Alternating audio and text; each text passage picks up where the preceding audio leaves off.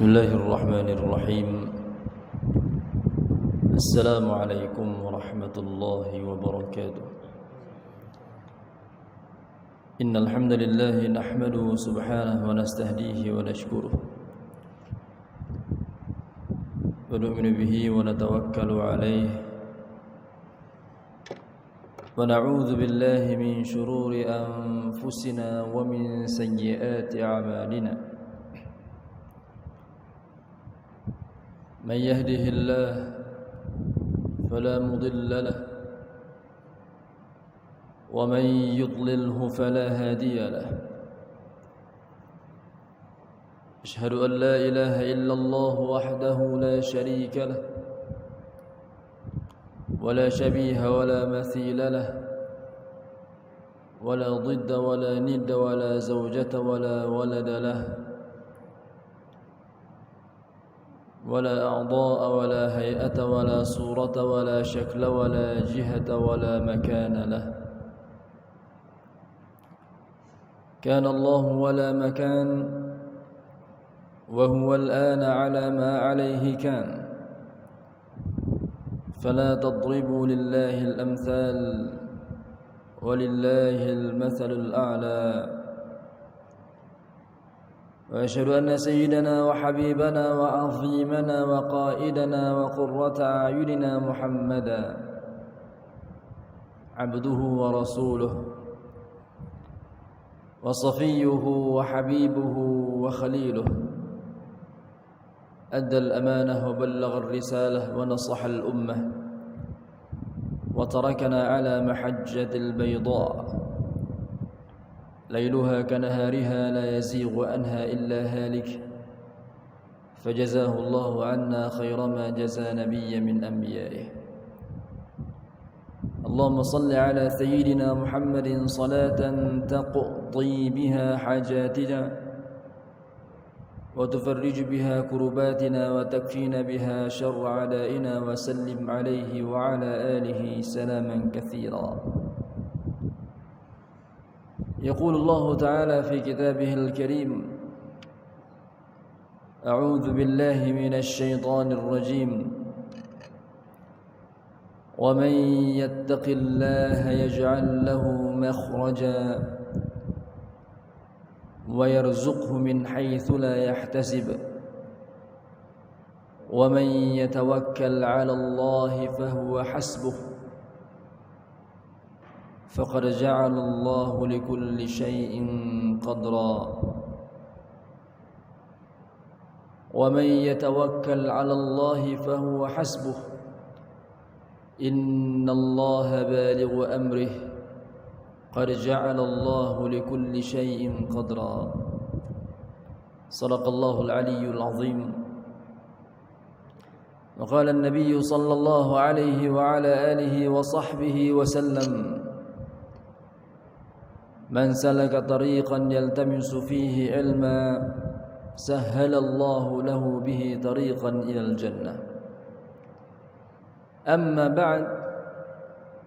Tuan-tuan sedang hadirin yang dirahmati Allah Subhanahu wa taala. Pertama sekali bersama-sama kita mengucapkan setinggi-tinggi rasa syukur kita kepada Allah Subhanahu wa taala. Karena pada malam yang berbahagia ini kita diberikan kesempatan oleh Allah Subhanahu wa taala untuk kita bertemu di tempat yang penuh barakah ini, dan kita berdoa kepada Allah mudah-mudahan tuan-tuan dengan keberkatan majlis ilmu yang kita adakan pada malam ini, Allah Subhanahu wa taala makbulkan hajat-hajat dunia dan hajat-hajat akhirat kita, dan mudah-mudahan Allah Subhanahu wa taala matikan kita semua dalam iman bijahin Nabi sallallahu alaihi wa ala alihi wa sahbihi wasallam. Tuan-tuan yang dirahmati Allah Subhanahu wa taala, sama-sama kita ikhlaskan niat lillahi taala, dan jangan lupa tuan-tuan untuk kita niatkan i'tikaf dalam masjid. Nawaitu i'tikaf fi hadzal masjid lillahi taala. Alhamdulillah. Tuan-tuan yang dirahmati Allah Subhanahu wa taala, di dalam Al-Qur'anul Karim ada sepotong ayat Al-Qur'anul Karim di mana ayat tersebut tuan-tuan begitu masyhur di kalangan umat Islam, khususnya kita di Malaysia ini tuan-tuan, sebagai ayat 1000 dinar. Kalau kita masuk ke dalam restoran-restoran ataupun ke kedai-kedai runcit yang tertentu, maka tuan-tuan yang dirahmati Allah Subhanahu wa taala, kalau restoran ataupun kedai itu dimiliki oleh masyarakat Melayu orang Melayu kita atau orang Islam, tuan-tuan, maka kita akan dapati frame-frame yang digantung di dalam kedai-kedai ataupun restoran tersebut. Di antaranya adalah frame, di dalamnya itu ada ayat 1000 dinar. Tuan-tuan yang dirahmati Allah Subhanahu wa taala, ayat 1000 dinar ini tuan-tuan, ia dari surah At-Talaq. Ia adalah ayat dari surah At-Talaq, di mana tuan-tuan yang dirahmati Allah Subhanahu wa taala, ayat ini begitu berkait rapat dengan seorang sahabi yang namanya tuan-tuan Auf bin Malik Al-Ashja'i radhiyallahu taala anhu. Allahumma salli ala sayyidina Muhammad wa ala alihi. Tuan-tuan yang dirahmati Allah Subhanahu wa taala, satu ketika baginda Nabi Muhammad sallallahu alaihi wa ala alihi wa sahbihi wasallam ingin melancarkan perang kepada golongan-golongan kafir pada ketika itu untuk mempertahankan Islam serta memperluaskan lagi jajahan ta'luq bagi Islam pada ketika itu. Maka tuan-tuan yang dirahmati Allah Subhanahu wa taala, baginda sallallahu alaihi wasallam menyuruh umat Islam pada ketika itu tuan-tuan untuk sama-sama keluar berperang bersama dengan baginda.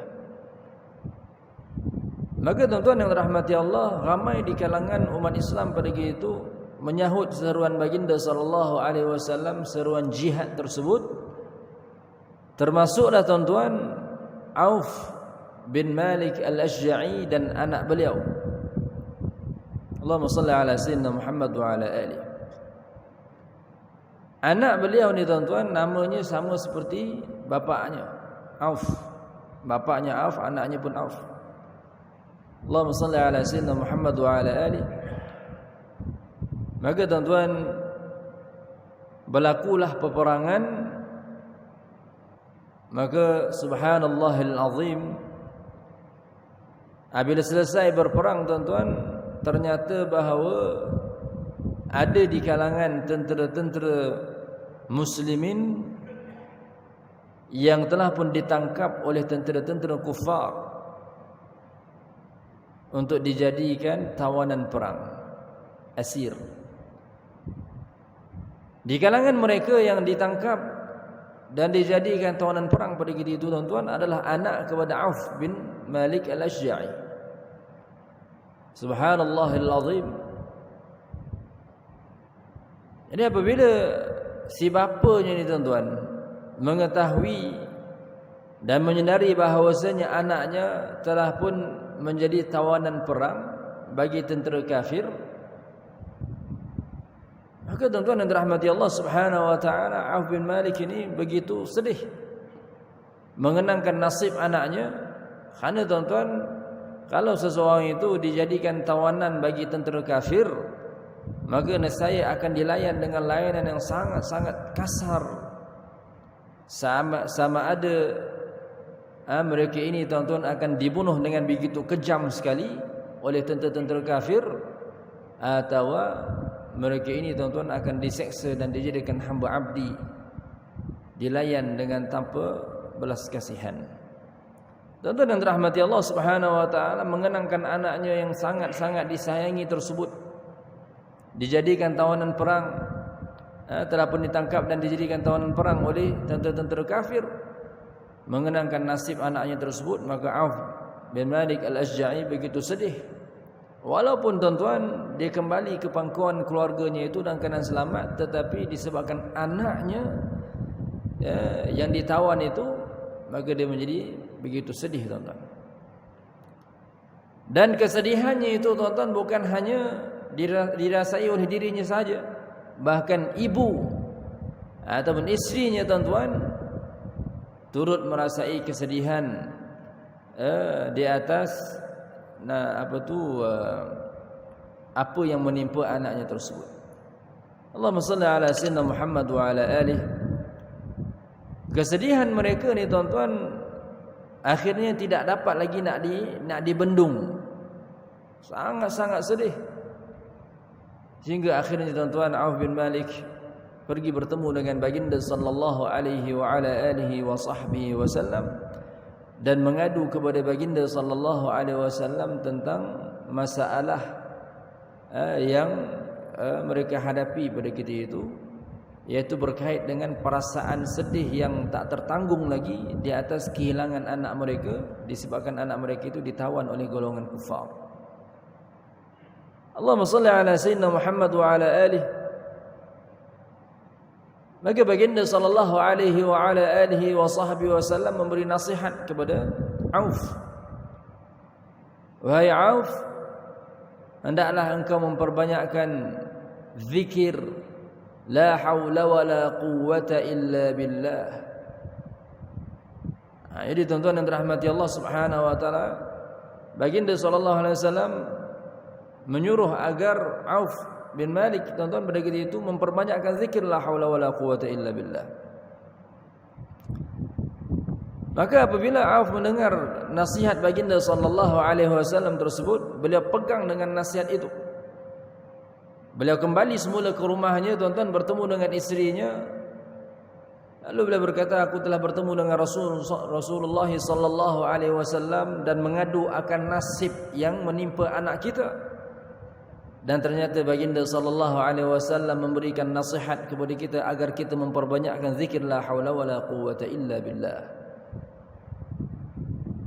Tuan-tuan yang dirahmati Allah Subhanahu wa taala, maka bermula pada saat itu tuan-tuan, lidah mereka sentiasa basah dengan zikrullah, iaitu zikir hauqalah la haula wala quwwata illa billah. Tuan-tuan sedang hadirin yang dirahmati Allah Subhanahu wa taala, zikir hauqalah ini tuan-tuan warid dalam sebuah hadis yang lain. Kata baginda sallallahu alaihi wa ala alihi wa sahbihi wasallam, la haula wa la quwwata illa billah da'un ataupun shifaa'un li 90 da'a. La haula wa la quwwata illa billah shifaa'un li 90 da'a aqalluha al-ham atau kama qala. Kata baginda sallallahu alaihi wa ala alihi wa sahbihi wasallam, zikir la haula wa la quwwata illa billah ia bermanfaat sebagai penawar bagi 90 penyakit. Zikir la haula wa la quwwata illa billah ia bermanfaat untuk bermanfaat sebagai penawar bagi 90 penyakit. Aqalluhal ham, dan sekurang-kurang penyakit yang boleh sembuh dengan zikir la haula wala quwwata illa billah ini tuan-tuan, kata baginda sallallahu alaihi wasallam, adalah penyakit al-ham, yakni penyakit sedih dan duka cita tuan-tuan. Sebagian manusia dilanda dengan perasaan sedih, perasaan duka cita yang melampau, sehingga tuan-tuan ada di kalangan mereka yang menjadi stres. Kemudian yang Allahumma salli ala sayyidina Muhammad, jadi kemurungan, temenung berpanjangan. Subhanallahil azim. Jadi tuan-tuan sedang hadirin yang dirahmati Allah Subhanahu wa taala, zikir la haula wala quwwata illa billah ini tuan-tuan ia penawar bagi orang-orang yang penawar bagi 90 penyakit, dan sekurang-kurang penyakit yang Allahumma salli ala sayyidina Muhammad, kata Rasul sallallahu alaihi wasallam, boleh sembuh dengan zikir ini tuan-tuan, adalah penyakit sedih dan duka cita yang melampau. Allahumma salli ala sayyidina Muhammad wa ala ali. Maka kita faham daripada hadis ini tuan-tuan, kalaulah penyakit bersifat batin, penyakit yang bersifat tak nampak ni tuan-tuan, yang bersifat dalaman tu, yang bersangkut paut dengan perasaan, itu boleh sembuh dengan zikir la haula wala quwwata illa billah. Maka tuan-tuan yang dirahmati Allah Subhanahu wa taala, apatah lagi penyakit-penyakit yang bersifat fizikal. Maka tuan-tuan, di samping kalau kita ditimpa sakit, diuji oleh Allah Subhanahu wa taala dengan penyakit-penyakit yang tertentu, di samping kita mengambil ubat-ubatan yang fizikal yang kita ambil daripada hospital ataupun farmasi dan sebagainya, maka jangan lupa tuan-tuan untuk kita memperbanyakkan juga zikir la haula wala quwwata illa billah dengan niat syifa. Zikir la haula wala quwwata illa billah dengan niat syifa, yakni dengan niat penawar dan kesembuhan terhadap penyakit yang kita alami. Allahumma salli ala sayyidina Muhammad wa ala alihi. Tuan-tuan yang dirahmati Allah Subhanahu wa taala, kembali kepada cerita Auf bin Malik tadi. Jadi lidah mereka sentiasa basah dengan zikir la haula wala quwwata illa billah. Tuan-tuan yang dirahmati Allah Subhanahu wa taala, tidak lama lepas itu tuan-tuan, tiba-tiba kedengaran ada orang datang ketuk pintu rumah mereka tuan-tuan. Allahumma salli ala sayyidina Muhammad wa ala alihi. Ketuk pintu tuan-tuan, dan Allahumma salli ala sayyidina Muhammad wa ala alihi. Auf pergi membuka pintu tuan-tuan, dan didapati bahawa di hadapan muka pintu tersebut berdiri seorang lelaki tuan-tuan, yang mana lelaki tersebut wajahnya mirip dengan anaknya, iras anaknya.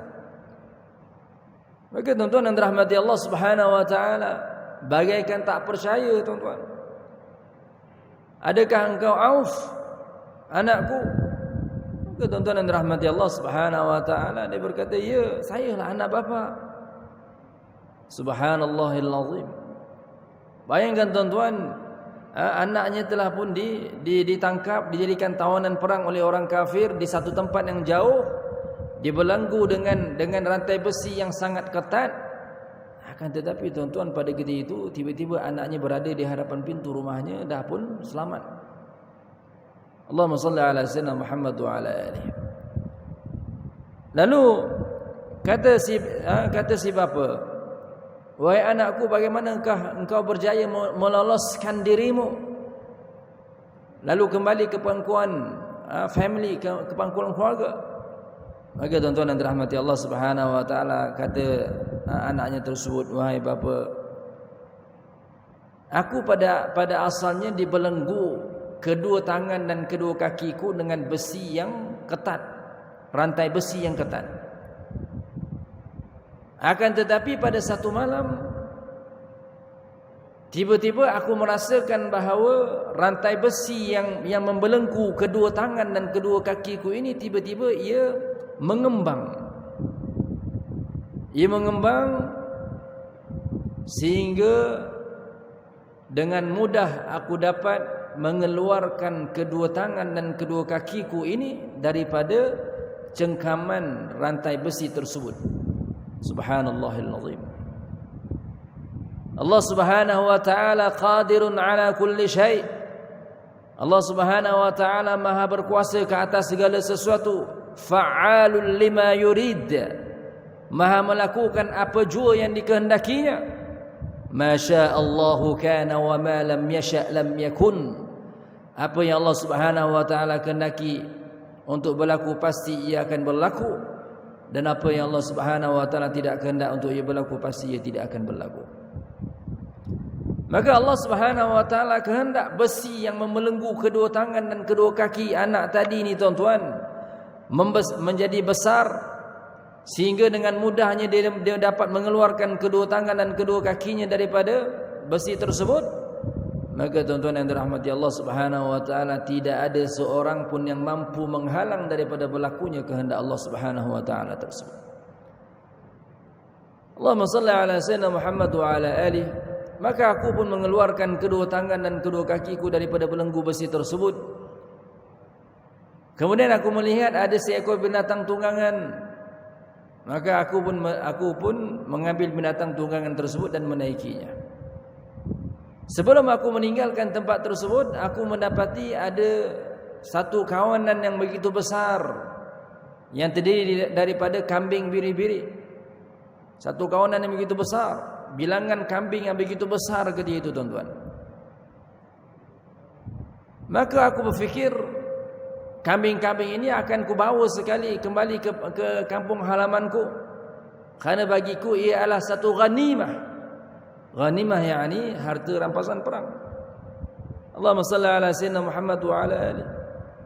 Maka tuan-tuan yang dirahmati Allah Subhanahu wa taala, sebab itulah kelihatan di hadapan rumah mereka itu kambing yang begitu banyak sekali, tuan-tuan. Menurut satu riwayat, bilangan kambing itu hampir mencecah 4,000 ekor kambing.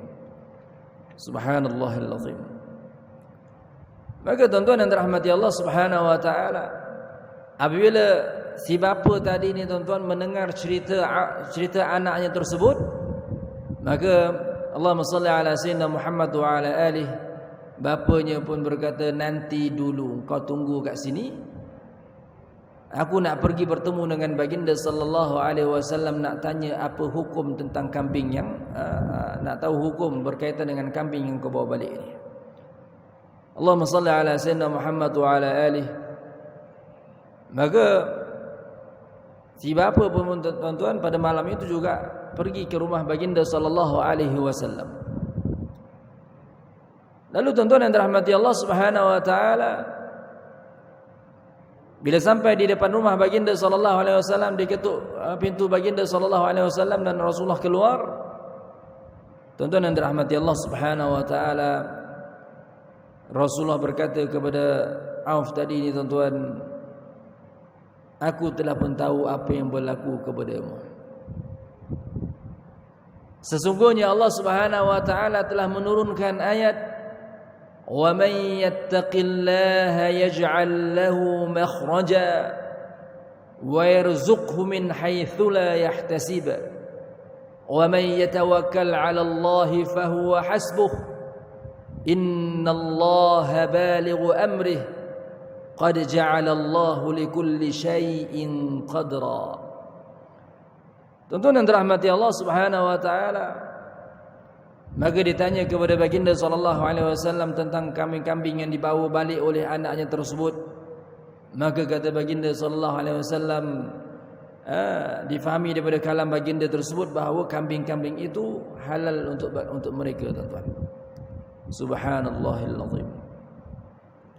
Kalau kita lihat, tuan-tuan, pada intisari ayat 1000 dinar itu, wa man yattaqillaha yaj'al lahu makhraja, barang siapa yang bertakwa kepada Allah, nescaya Allah Subhanahu wa taala akan menjadikan baginya jalan keluar, yakni terhadap kesulitan, kepayahan yang menimpanya.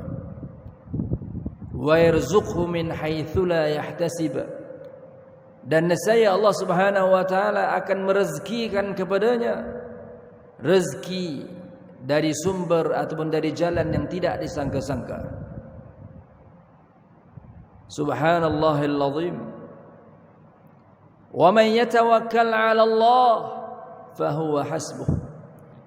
Barang siapa yang bertawakal kepada Allah, maka cukuplah Allah sebagai pembantu baginya. Tuan-tuan yang dirahmati Allah Subhanahu wa taala, ini ayat ini, tuan-tuan, berkait begitu rapat dengan syakhsiyah dan apa yang berlaku kepada Auf bin Malik tadi, tuan-tuan, dan anaknya. Mereka di kalangan orang-orang yang bertakwa kepada Allah, yang begitu taat kepada Allah Subhanahu wa taala. Lalu dengan barakah takwa itu, tuan-tuan, Allah Subhanahu wa taala mengurniakan jalan keluar terhadap kesulitan, kepayahan yang dialami oleh mereka itu. Yang mana jalan keluar itu, tuan-tuan, langsung tidak expect. Maksudnya kita tidak terfikir langsung akan perkara tersebut. Lihat bagaimana Auf bin Malik yang anaknya ditawan oleh orang kafir tadi ini, tuan-tuan, kalau ikutkan kebiasaannya tuan-tuan, orang tawanan perang ni sama ada dibunuh dengan begitu kejam ataupun diseksa dengan begitu hebat, lalu dijadikan hamba sahaya. Akan tetapi tuan-tuan, dengan izin Allah Subhanahu wa taala, anak pada Auf bin Malik ini tuan-tuan kembali ke pangkuan familinya dengan dalam keadaan yang sihat sejahtera, selamat tuan-tuan. Subhanallahil azim. Wa yarzuqhu min haitsu la yahtasib, dan nescaya Allah Taala juga akan kurniakan kepadanya rezeki dari jalan yang tidak disangka-sangka. Maka tuan-tuan, bagaimana kita tidak dapat lihat cerita tentang Auf bin Malik ini, anaknya itu membawa balik 4,000 ekor kambing. Subhanallahil azim. Ini juga tuan-tuan adalah rezeki daripada Allah Subhanahu wa taala yang Allah Taala kurniakan kepada mereka dari jalan yang tidak disangka-sangka. Wa man yatawakkal 'ala Allah fa huwa hasbuh. Barang siapa yang bertawakal kepada Allah Subhanahu wa taala,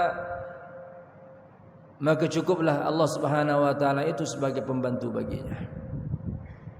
Maka tuan-tuan yang dirahmati Allah Subhanahu wa taala, kita tuan-tuan dalam urusan kehidupan kita di atas dunia ini tuan-tuan, kalau kita mengalami kesukaran dan kepayahan, kesulitan tuan-tuan, dan dah mati akal, dah tak tahu macam mana jalan untuk kita tangani masalah tersebut, dah tak nampak jalan dah tuan-tuan, maka jangan lupa untuk kita berserah kepada Allah Subhanahu wa taala.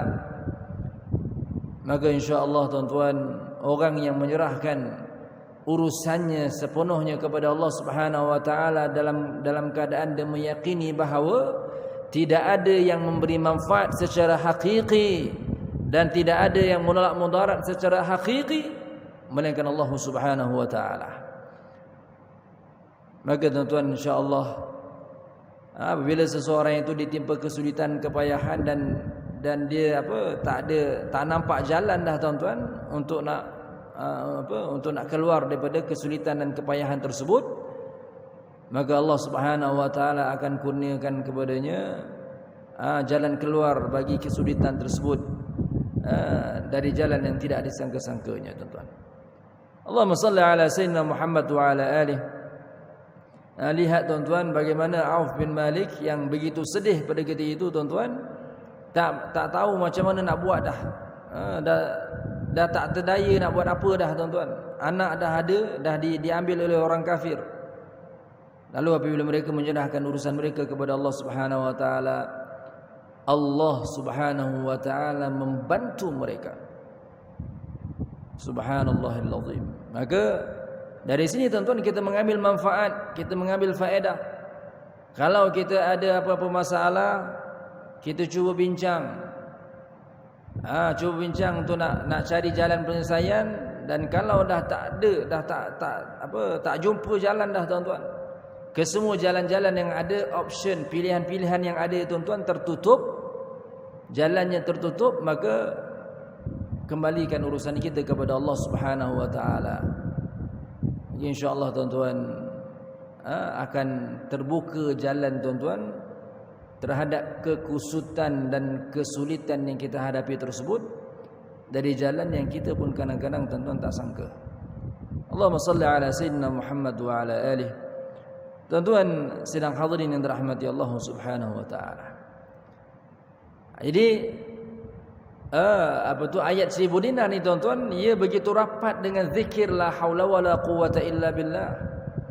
Eloknya tuan-tuan orang yang mereka yang menggantungkan ayat 1000 dinar ni tuan-tuan dalam rumah ke ataupun dalam kedai ke, di samping mereka menggantungkan ayat 1000 dinar itu, eloknya tuan-tuan mereka turut memahami apakah isi kandungan ayat tersebut dan turut mengamalkan zikir la haula wala quwata illa billah, yang mana tuan-tuan ia amat berkait rapat dengan asbabun nuzul, sebab penurunan ayat 1000 dinar itu tuan-tuan. Allahumma salli ala sayyidina Muhammad wa ala alihi. Dalam peristiwa Mi'raj, yakni naiknya baginda sallallahu alaihi wasallam ke langit, untuk diperlihatkan kepada baginda perkara-perkara ajib, perkara-perkara luar biasa yang berada di alam ulwi. Ketika mana baginda sallallahu alaihi wasallam berada di langit yang ketujuh, baginda sallallahu alaihi wasallam bertemu dengan Sayyidina Ibrahim alaihi salam. Yang mana Sayyidina Ibrahim alaihi salam tuan-tuan ketika itu sedang bersandar di Baitul Ma'mur. Baitul Ma'mur ni tuan-tuan, ia seumpama Kaabah bagi masyarakat, bagi manusia yang berada di bumi. Maka tuan-tuan dan dirahmati Allah Subhanahu wa taala, baginda SAW melihat atau bertemu dengan Sayyidina Ibrahim alaihissalam yang ketika itu sedang bersandar di Baitul Ma'mur. Lalu kata Ibrahim alaihissalam, sampaikan wasiatku terhadap umatmu agar mereka memperbanyakkan ghirasul jannah, agar mereka memperbanyakkan tanaman-tanaman surga. Lalu tuan-tuan yang dirahmati Allah Subhanahu wa taala, baginda sallallahu alaihi wasallam bertanya semula kepada Sayyidina Ibrahim alaihi salam, apakah yang kamu maksudkan dengan ghirasul jannah, dengan tanaman-tanaman syurga itu, wahai Ibrahim? Maka tuan-tuan sedang hadirin yang dirahmati Allah Subhanahu wa taala, kata Sayyidina Ibrahim, la haula wala quwwata illa billah. Yani barang siapa yang membaca zikir la haula wala quwwata illa billah sekali dengan niat yang ikhlas beserta akidah yang benar, maka tuan-tuan Allah Subhanahu wa taala akan menumbuhkan baginya sepohon pokok di dalam syurga yang batangnya diperbuat daripada emas. Tuan-tuan dan dirahmati Allah Subhanahu wa taala, itu ghirasul jannah, tanaman syurga. Maka tuan-tuan dan dirahmati Allah Subhanahu wa taala, bayangkan kalau sehari 100 kali kita berzikir la haula wala quwwata illa billah, maknanya tuan-tuan dah ada 100 pohon pokok yang batangnya diperbuat daripada emas yang Allah Subhanahu wa taala tumbuhkan tuan-tuan dalam syurga, yang ialah milik kita tuan-tuan. Allahumma salli ala sayyidina Muhammad wa ala alihi. Kira okeylah tuan-tuan, walaupun kita tak masuk lagi dalam syurga, tapi pokok-pokok kita dah ada. Allahumma salli ala sayyidina Muhammad wa ala alihi. Tuan-tuan yang dirahmati Allah Subhanahu wa taala, maka hendaklah kita memperbanyakkan zikir la haula wala quwwata illa billah, kerana ia adalah satu zikir yang mengundang pahala yang begitu besar, di samping pokok yang Allah Taala akan jadikan semua pokok bagi kita tuan-tuan yang batangnya diperbuat daripada emas di dalam syurga. Allahumma salli ala sayyidina Muhammad wa ala alihi. Tuan-tuan yang dirahmati Allah Subhanahu wa taala, itu bingkisan terhadap asbabun nuzul, sebab penurunan ayat yang masyhur di kalangan masyarakat Melayu khususnya tuan-tuan, ayat 1000 dinar, yang mana ayat tersebut berbunyi, wa man yattaqillaha yaj'al lahu makhraja wa yarzuqhu min haitsu la yahtasib wa man yatawakkal 'ala Allahi fa huwa hasbuh innallaha balighu amrihi qad ja'ala Allahu likulli syai'in qadra. Ayat yang kedua dan ayat yang ketiga dari surah At-Talaq. Ayat yang kedua dan ayat yang ketiga dari surah At-Talaq. Tuan-tuan yang dirahmati Allah Subhanahu wa taala, pada pertemuan yang lalu, seingat saya tuan-tuan, sebelum Ramadan, kita last pengajian kita tuan-tuan, last pertemuan kita sebelum ini. Pada pertemuan itu saya dah mulakan pembacaan sebuah kitab tuan-tuan yang saya sebutkan sebelum ini, Mukhtasar Sulamit Taufiq ila Mahabbatillahi 'ala Tahqiq. Yang mana kitab tersebut, kitab Sulamut Taufiq itu dikarang oleh Syekh Abdullah bin Husain bin Tahir Al-Hadrami. Kemudian kitab tersebut tuan-tuan diringkaskan pula oleh Abu Abdurrahman Abdullah Al-Abdari Al-Qurashi rahimahullahu ta'ala. Maka tuan-tuan yang dirahmati Allah, asal kitabnya berjudul Sulamut Taufiq ila Mahabbatillah 'ala Tahqiq. Kemudian diringkaskan kitab tersebut, maka terhasillah sebuah kitab yang berjudul Mukhtasar Sulamut Taufiq. Maka tuan-tuan yang dirahmati Allah Subhanahu wa taala, pada pertemuan yang lalu kita dah bahaskan tentang basmalah.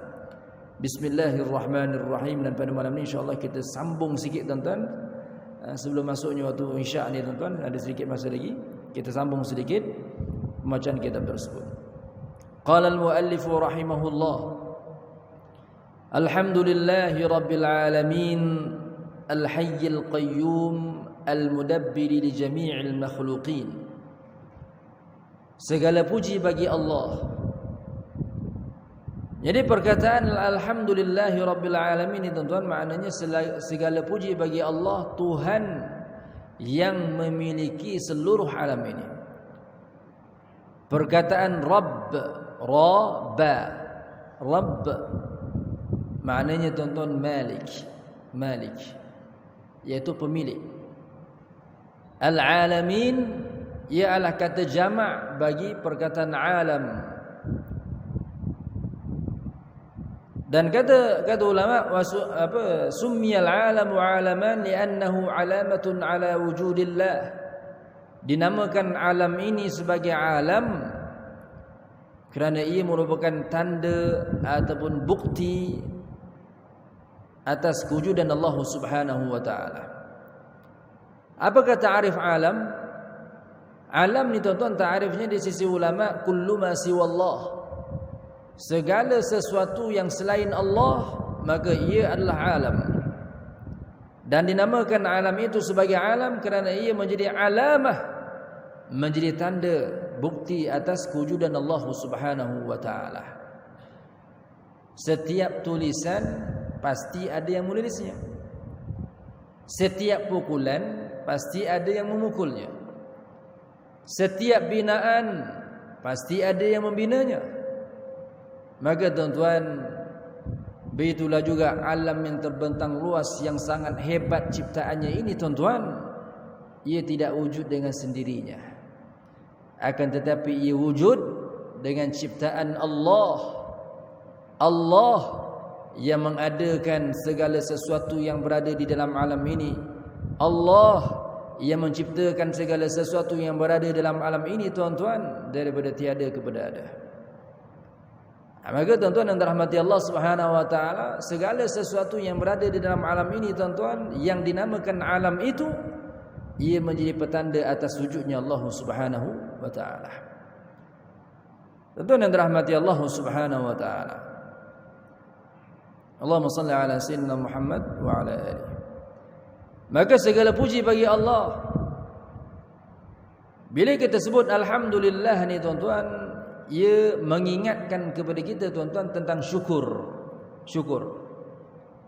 Syukur ni tuan-tuan, kata ulama, terbahagi ia kepada dua. Syukur terbahagi ia kepada dua. Yang pertama, syukur yang sunnah. Yang kedua, syukur yang wajib. Syukur yang sunnah tuan-tuan maknanya apa? Syukur yang sunnah maknanya kita memuji Allah Subhanahu wa taala dengan lidah kita di atas nikmat yang Allah taala kurniakan kepada kita yang tidak terhitung banyaknya itu, serta dalam masa yang sama kita meyakini bahawa penganugerahan nikmat-nikmat tersebut ke atas kita adalah semata-mata limpah kurnia daripada Allah Subhanahu wa taala. Itu yang dikatakan syukur yang sunnah. Kita puji Allah dengan lidah kita tuan-tuan. Apakah ungkapan pujian yang terbit dari lidah kita tersebut? Alhamdulillah. Contoh, kita pergi ziarah orang sakit di hospital tuan-tuan, mereka diuji dengan kesakitan yang berat. Adapun kita, Allah Ta'ala kurniakan kepada kita kesihatan tubuh badan yang baik, maka kita pun puji Allah, Alhamdulillah. Kita jalan pula tuan-tuan, kita jumpa orang yang tempang ataupun orang buta, orang yang kudung tangan, kudung kaki. Sedangkan kita lihat pada jasad kita, Masya Allah, Allah Ta'ala jadikan bagi kita jasad yang sempurna, sihat wal afiat. maka kita pun ucapkan dengan lidah kita alhamdulillah, kita puji Allah Subhanahu wa taala. Maka tuan-tuan yang dirahmati Allah Subhanahu wa taala, ini adalah pujian ataupun disebutkan sebagai syukur yang sunnah. Syukur yang sunnah. Allahumma salli ala sayyidina Muhammad wa ala alihi. Tuan-tuan sedang hadirin yang dirahmati Allah Subhanahu wa taala. Adapun syukur yang kedua, syukur yang kedua adalah syukur yang wajib. Syukur yang wajib tuan-tuan maknanya kita tidak menggunakan nikmat yang Allah Taala kurniakan kepada kita pada menerhakai Allah. Itu syukur yang wajib. Tidak menggunakan nikmat yang Allah Taala kurniakan kepada kita pada menderhakainya. Maka lambang ataupun tanda seseorang itu mensyukuri akan nikmat lidah yang Allah Taala kurniakan kepadanya adalah apabila dia tidak menggunakan lidahnya itu untuk mengucapkan ucapan-ucapan yang keji, ucapan-ucapan yang dilarang oleh Allah dan Rasulnya. Tanda seseorang itu mensyukuri akan nikmat kaki yang Allah Ta'ala kurniakan kepadanya adalah apabila dia tidak menggunakan kakinya itu untuk pergi menuju ke tempat-tempat yang dilarang oleh agama.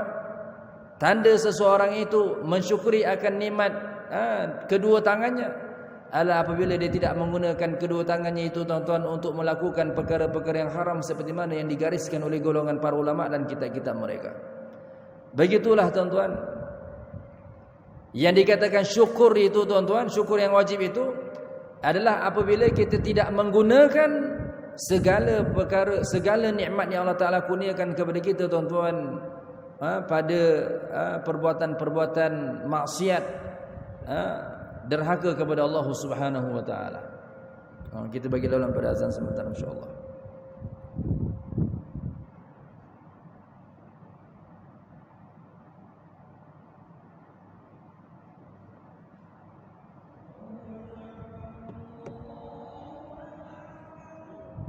Allahu akbar, Allahu akbar.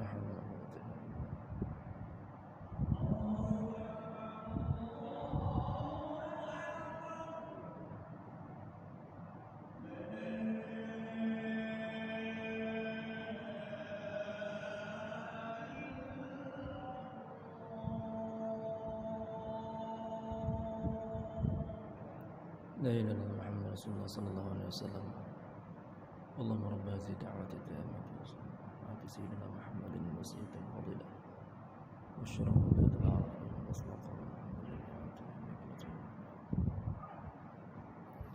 Tuan-tuan yang dirahmati Allah Subhanahu wa taala, sebelum kita akhiri pembacaan kitab pada hari ini tuan-tuan, khulasah ataupun kesimpulan pada pembahasan tentang syukur tadi tuan-tuan, yang dinamakan syukur itu ataupun untuk kita kenal siapakah yang dikatakan orang yang bersyukur itu tuan-tuan, ada dua ciri-ciri yang ada pada mereka. Yang pertama, dia akan memuji Allah Subhanahu wa taala di atas nikmat-nikmat yang Allah taala kurniakan kepadanya, dan yang kedua, dia tidak akan menggunakan nikmat-nikmat yang Allah taala kurniakan kepadanya itu pada menderhakai Allah Subhanahu wa taala. Ini dua ciri untuk kita memahami bagaimanakah yang dikatakan orang yang bersyukur itu tuan-tuan. Orang yang bersyukur, dia akan memuji Allah Ta'ala di atas nikmat yang Allah Ta'ala kurniakan kepadanya dengan mengucapkan Alhamdulillah.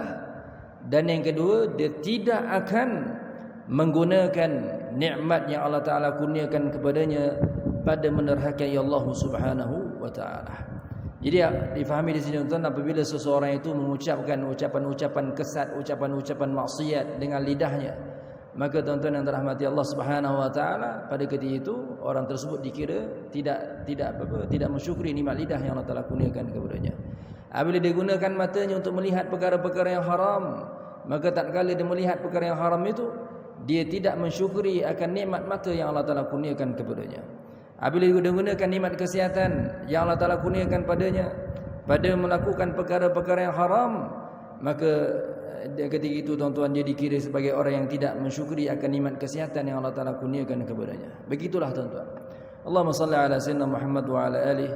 Maka cukuplah untuk pada malam ini tuan-tuan. InsyaAllah pada pertemuan akan datang kita akan sambung lagi pembacaan kitab kita. Kita berdoa kepada Allah Subhanahu wa taala, mudah-mudahan dengan barakah majlis ilmu yang kita adakan pada malam ini, Allah Subhanahu wa taala makbulkan hajat-hajat dunia dan hajat-hajat akhirat kita. Allah Subhanahu wa taala matikan kita semua dalam iman. Allah Taala kurniakan kesembuhan terhadap penyakit yang kita alami zahir dan batin. Penyakit-penyakit yang dialami oleh anak-anak, cucu-cucu kita, pasangan kita, ibu ayah kita, jiran tetangga kita dan guru-guru kita. Kita berdoa kepada Allah Subhanahu wa taala, mudah-mudahan Allah Taala bebaskan kita semua daripada belenggu hutang. Mudah-mudahan Allah Taala kurniakan kepada kita zuriat yang ramai, saleh dan salihah. Mudah-mudahan Allah Subhanahu wa taala terima segala amal kebaikan dan ketaatan yang telah kita lakukan pada bulan Ramadan yang lalu. Mudah-mudahan Allah Subhanahu wa taala kurniakan kepada kita mimpi bertemu dengan Rasul sallallahu alaihi wasallam, melihat rupa paras baginda yang asli pada malam ini dan pada malam-malam yang berikutnya. Mudah-mudahan Allah Subhanahu wa taala murahkan rezeki kita dan Allah Subhanahu wa taala himpunkan kita semua dalam syurga Firdaus seperti mana Allah Taala himpunkan kita pada malam ini bijahin Nabi sallallahu alaihi wasallam. Amin ya rabbal alamin. Aqulu qawli hadza wa astaghfirullahal azim li wa lakum. Wassalamu alaikum warahmatullahi wabarakatuh. Kita tahlil 3 kali, kita selawat 3 kali. La ilaha illallah, la ilaha illallah, la ilaha illallah. اللهم صل على سيدنا محمد وعلى آله وصحبه وسلم. اللهم صل على سيدنا محمد وعلى آله وصحبه وسلم. اللهم صل على سيدنا محمد وعلى آله وصحبه وسلم. السلام عليكم ورحمة الله وبركاته.